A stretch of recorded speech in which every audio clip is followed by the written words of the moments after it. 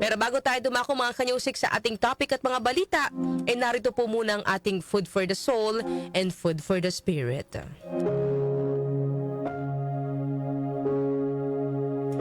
Mayroon daw pong tatlong klase ng tao sa buhay natin. Una, may mga tao na parang dahon. Sila yung mga taong madaling dumating at umalis sa ating buhay. Nandyan sila para magbigay lilim sa panahong sobrang init. Pero kapag nagbago na ang panahon, kapag umihip na ang malakas na hangin, nawawala rin sila. Sila yung mga taong dumarating sa buhay natin pero panandalian lang na nananatili.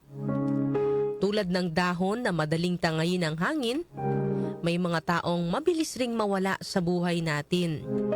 Minsan walang paalam, minsan biglaan. Pangalawa, may mga taong parang sanga. Mas matibay kaysa sa dahon. Pero pag dumating ang bagyo, napuputol din sila. Sila yung mga taong pwede mong kapitan at sandalan. Nandyan sila sa panahon ng pangangailangan. Maaari mo silang asahan, pero hindi mo rin sila maaaring sandalan ng lubusan. Dahil kapag nabigatan sila, kusa silang napuputol sa ating buhay. Pangatlo, yung mga taong parang ugat. Ang ugat ay hindi agad nakikita ng mga mata. Nakatago sila sa ilalim ng lupa, pero sila ang pinagmumulan ng lakas, sustansya at katatagan ng isang puno. Kahit gaano kalaki o kaganda ang mga dahon at sanga, kung wala ang ugat, hindi tatagal ang puno. Ganyan din po mga kanyusik ang mga ugat na tao sa ating buhay. Hindi sila palaging nasa spotlight, hindi naghahanap ng atensyon, at hindi kailangan ng papuri. Pero alam nating nandyan sila.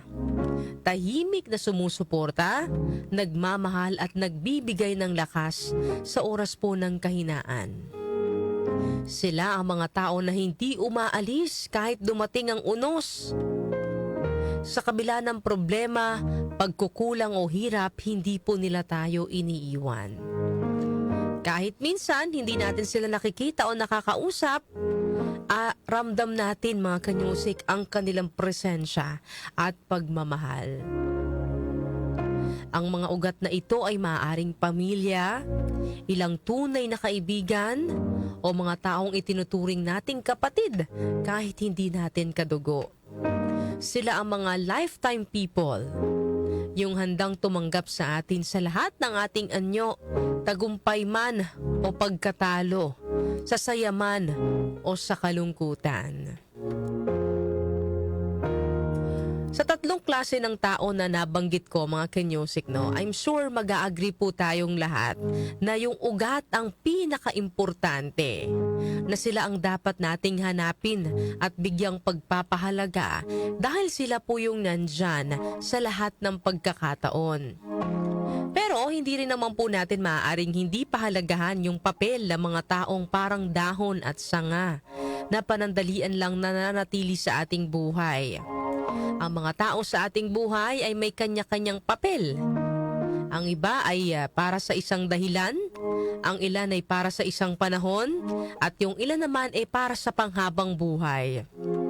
May mga tao na kahit saglit lang na naging bahagi ng ating buhay, naging bahagi naman ng ating kwento. May dahilan kung bakit may mga taong umaalis sa ating buhay. Dahil sa kanila, may mga aral tayong natututunan at mas napapahalagahan po natin yung mga taong nandyan sa tabi natin at hindi tayo iniiwan.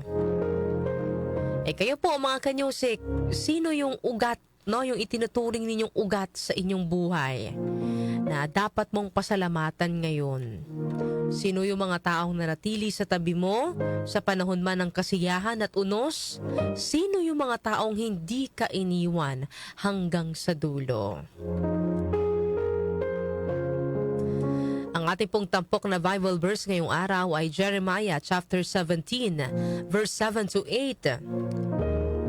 Blessed is the one who trusts in the Lord, whose confidence is in Him. They will be like a tree planted by the water that sends out its roots by the stream. It does not fear when heat comes.